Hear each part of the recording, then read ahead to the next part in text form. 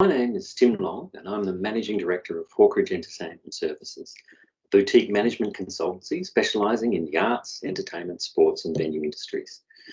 I have experience in the development of major cultural precincts and projects at all stages of the design and construction process. I work with governments at all levels, not-for-profits and commercial clients to deliver strategic and infrastructure projects, as well as provide assessment and evaluation techniques to assist in decision-making, project and policy development and appraisal. I'm currently a member of the Cultural Infrastructure Advisory Board, and the team at Create New South Wales has asked me to outline what I'm looking for when I'm assessing applications, and in particular in relation to the upcoming round of medium to large projects of the Creative Capital Program. Firstly, I wanted to give some overall advice. All board members are highly competent industry professionals with experience in writing grants as well as delivering projects.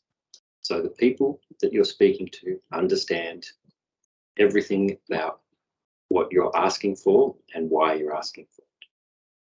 All board members want to fund all projects. However, it is a highly competitive process. We are looking for the merit in all projects. Write the application for this specific grant. Make sure the specific objectives that are outlined are covered by your application and speak to your application. Also, make sure you explain things that aren't obvious.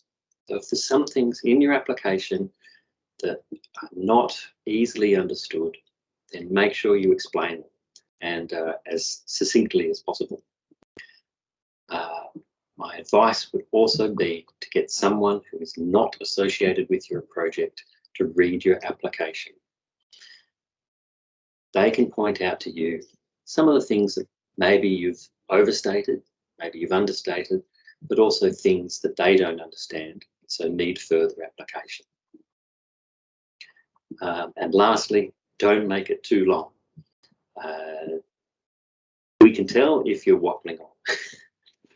So when you're addressing the priority activity, make sure you clearly align the outcomes to the objectives of this program. Make sure you've shown the connections, shown the links, and understand and make it easy for us to understand why the program is beneficial. Clear and succinct outline of the cultural benefits of the program. This is obviously a cultural fund, and so we want to see clear cultural benefits. And also, you don't need to address all of the priority activities. In fact, if it only addresses one, say the digital enhancement, then that's fine, as long as you can clearly show that it addresses that one in particular. But you don't need to talk about all of them. In terms of the service need, you need to tell your unique story. We want to hear the reason why this is going to be a fabulous cultural project. And also why this approach that you've chosen will give the best cultural outcome for you, your stakeholders, and the community. So we're looking for audience, participant, and overall public benefit. Value for money is a really important part of your application. Make sure you explain project budgets as clearly and in as much detail as possible. At this stage, you should have clear quotes, you should have QS level costings where possible. When we're not looking for quotes and estimates or prices that you think might be the case, we're really looking for evidence now of that what you're saying, how much you need, how much things are going to cost is real. Secondly, if funds are being sought from other places, you need to explain how they'll be attained if you don't have them currently. This is really critical when you're looking at philanthropic sources, for example.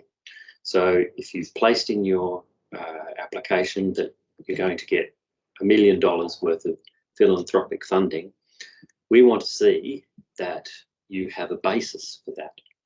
So you've had prior experience of getting funding of that level, or you've got a clear pathway as to how you're going to attain that. And lastly, look, explain the assumptions. So whatever assumptions you have in your budget, you need to really clearly explain how you got to them. So a great example is contingency.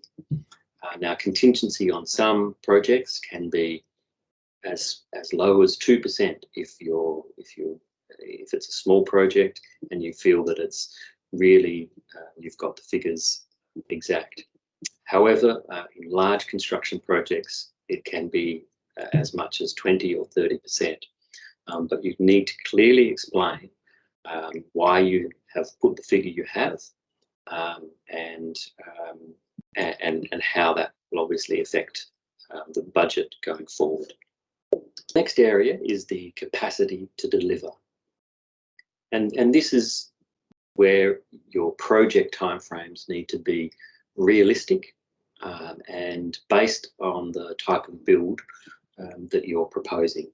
Obviously, small upgrading capital works are going to have a smaller effect on project timeframes, but one thing we see often is when you have multiple small capital works. So you're doing a range of plumbing, you're doing electricity, you're doing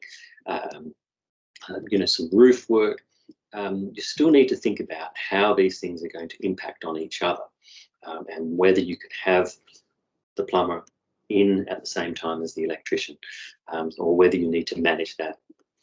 In terms of project management expertise, we need to see an outline. If your organisation has had experience with that previously, then outline that, explain that. But if it hasn't had experience, well, we want to know how you're going to solve that, who you're going to bring in to make sure that you can deliver the project successfully. Also in this area are operational budgets. So we want to see that they are well constructed and sound, and that they have been thought about, and all the implications of the new build have been understood. The other thing about operational budgets is that they need to relate to the overall outcome. It needs to link back to why you have asked for the money in the first place. So the outcome needs to show that due to the funding, then there's obviously a financial benefit, or there's an ability to do more activity, or whatever it is. But it needs to link back to that initial addressing of the priority activity and development of the service need. Final section, service and outreach. Now, this is again quite an important section. What we're looking for in this section is a really strong range of consultation. Now, letters are a fantastic way of getting support, but they're only a start. And I'd also say that they're only one element of this section. Letters from your local ministers, your local representatives are fine. They're a good start. What we really want to see is that the people that you're saying are going to be affected are supportive, and they can explain the importance of this project. So we want to see that if it's building a hall for a specific activity, then we want to see that the people doing that activity are supportive.